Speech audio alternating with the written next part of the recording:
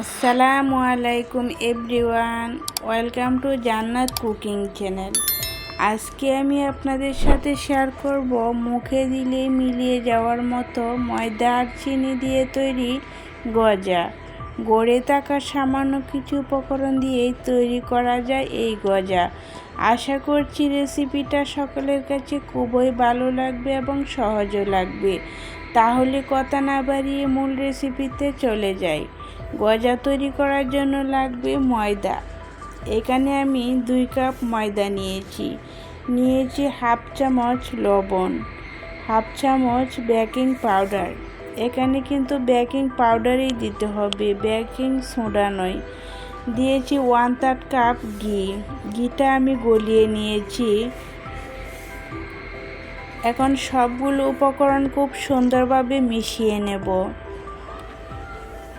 এই ঘিটা কিন্তু আমি ঘরেই তৈরি করেছি, আর দেখেন কতটা ফটফটে সাদা হয়েছে আর কত সুন্দর হয়েছে। এখন এই ঘি দিয়েই কিন্তু গজাগুলো তৈরি করে নিচ্ছি। এখন খুব সুন্দরভাবে ময়দাটা ময়ান দিতে হবে।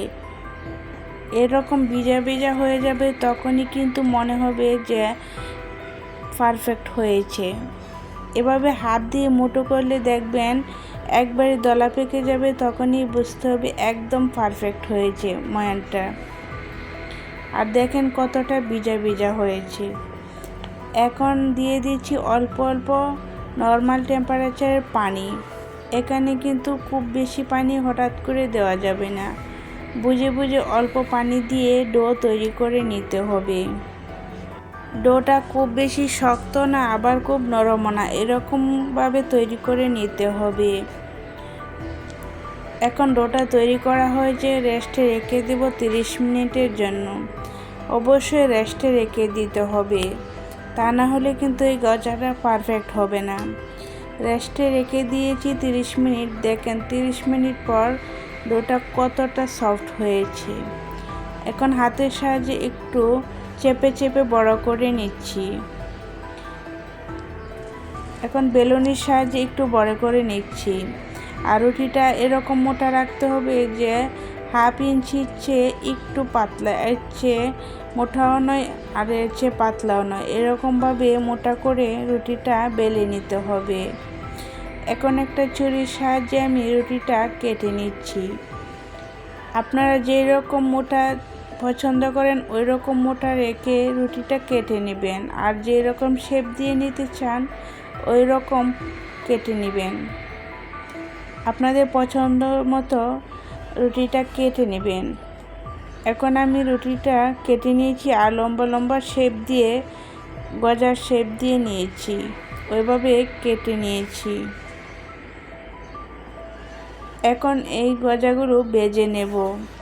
চুলায় একটি প্যান বসিয়ে তেল গরম করে নিয়েছি, আর তেলটা খুব বেশি গরম করে নাই, হালকা গরম করে তারপর গজাগুলো দিয়েছি। আর চুলার আঁচটা মিডিয়াম টু লোতে রেখেছি।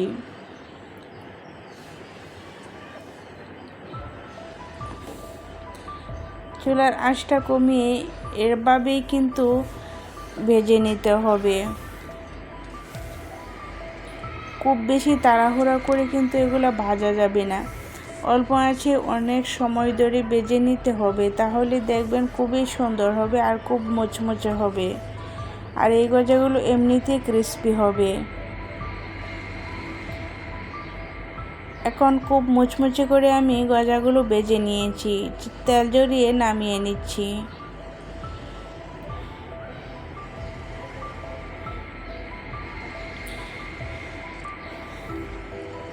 এখন চুলায় একটি প্যান বসিয়ে দিয়ে দিচ্ছি 1 কাপ চিনি, আর দিয়ে দিচ্ছি 1/2 কাপ পানি। শিরা তৈরি করে নেব।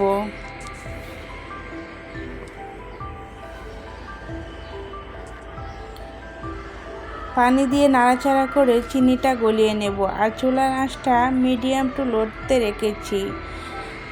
কিছুক্ষণ নাড়াচাড়া করার পর দেখবেন চিনিটা এমনিতেই গলে যাবে।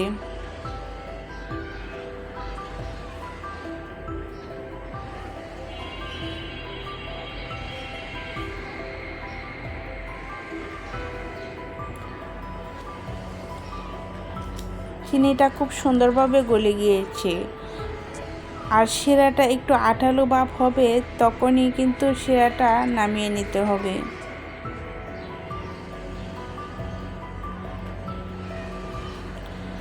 শিরাটা হাত দিয়ে দলে দেখবেন একবারে আঠা আঠা ভাব, তখনই কিন্তু চুলাটা অফ করে দিতে হবে।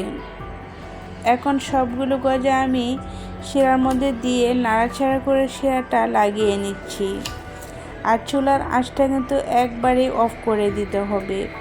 তারপর নাড়াচাড়া করে শিরাটা লাগিয়ে নিতে হবে। ঠান্ডা হয়ে যাবে আর শিরাটা খুব সুন্দরভাবে মিশিয়ে যাবে আর দানা দানা হয়ে যাবে।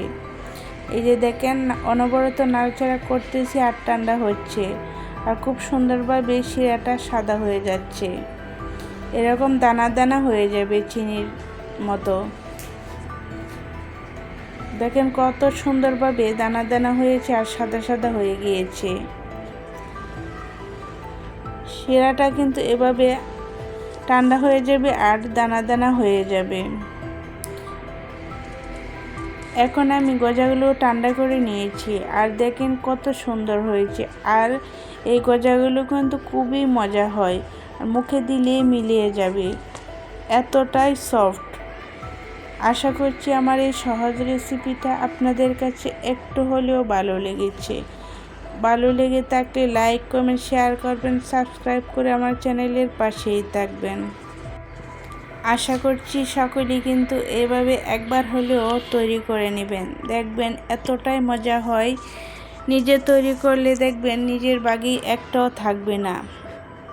একটা আমি আপনাদেরকে ভেঙে দেখাচ্ছি, দেখেন কতটা সফট।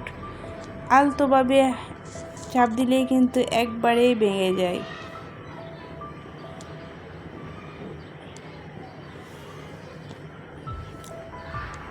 আজ এই পর্যন্তই। আল্লাহ হাফেজ।